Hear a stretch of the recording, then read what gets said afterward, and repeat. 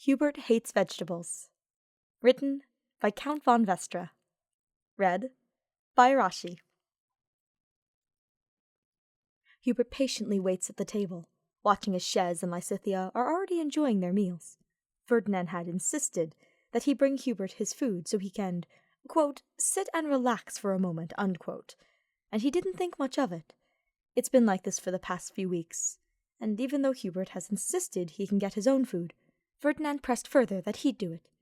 Eventually, the mage just threw up his hands and let the Holy Knight do as he pleased. The ever-boisterous Von Eyre walks over with 2 trays in each hand and places one down in front of Hubert. "Eat up! It is quite hot, so make sure you blow on it before you eat it." With a roll of his eyes, he picks up the fork and pokes at the cheese gratin in front of him. It's one of his favorite meals, and a constant in his daily life as the war rages forward. But lately it seemed a bit off. The color is slightly paler, the texture is a bit thinner, and the taste isn't quite the same. It doesn't taste bad by any means. That's not it. But he can tell something is different. He picks up a few pieces of the potatoes, making sure they're covered in a healthy amount of the sauce, before putting it in his mouth carefully. He lets the flavor wash over his tongue, and once more concludes there is definitely something different with it. Perhaps the cooks changed the cheese? He knows lately they've been having trouble finding certain ingredients, and perhaps they substituted a different cheese. As he chews his mouthful, he pokes around the potatoes, observing it carefully. The potatoes are the same texture, color, and flavor. It's one of the only vegetables he's willing to eat, much to Ferdinand's dismay. For a while, when presented with a plate that contains vegetables, he'd been sneakily putting them on Shez's plate instead. The merc was none the wiser to this occurring, happily eating every fork or spoonful that was on their plate. If they noticed something was up, they haven't mentioned it. He even caught Lysithea doing the same as of late. It wasn't until Ferdinand finally noticed, standing up and putting all of Hubert's vegetables back onto his plate, and even giving him Lysithea's portion. It led into a mini-argument, a threat of spoon-feeding, and that he was not allowed to have coffee until he finished all of his greens. Little to say, they had been in that dining hall way past its shutting for the night, and Hubert not getting coffee until the next morning due to his partner's insistence and stubbornness. Hubert takes another bite, trying to figure out just what is wrong with the taste. It is odd, as of late, that Ferdinand has eased up on making Hubert eat veggies. In fact, he hasn't said a single word in the past few days. That's odd, he muses, and takes another bite once more. He pauses. But that's not like Ferdinand, is it? Ferdinand von Eyre doesn't just let up or let things go. He's a stubborn man who will get what he wants if it is the death of him, and even though Hubert finds that endearing, he also finds it obnoxious when such a thing is facing him.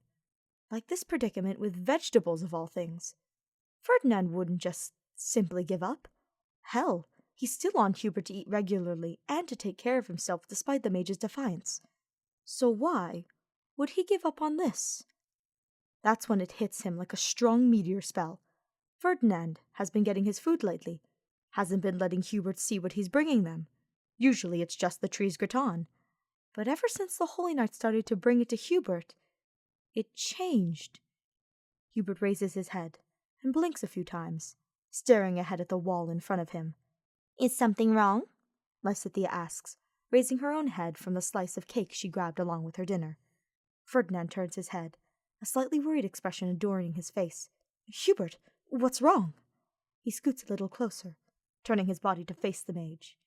Without a single word, Hubert opens his mouth and leans his head down just enough for the food to plop back into the bowl, splattering a little of the thin cheese onto the table.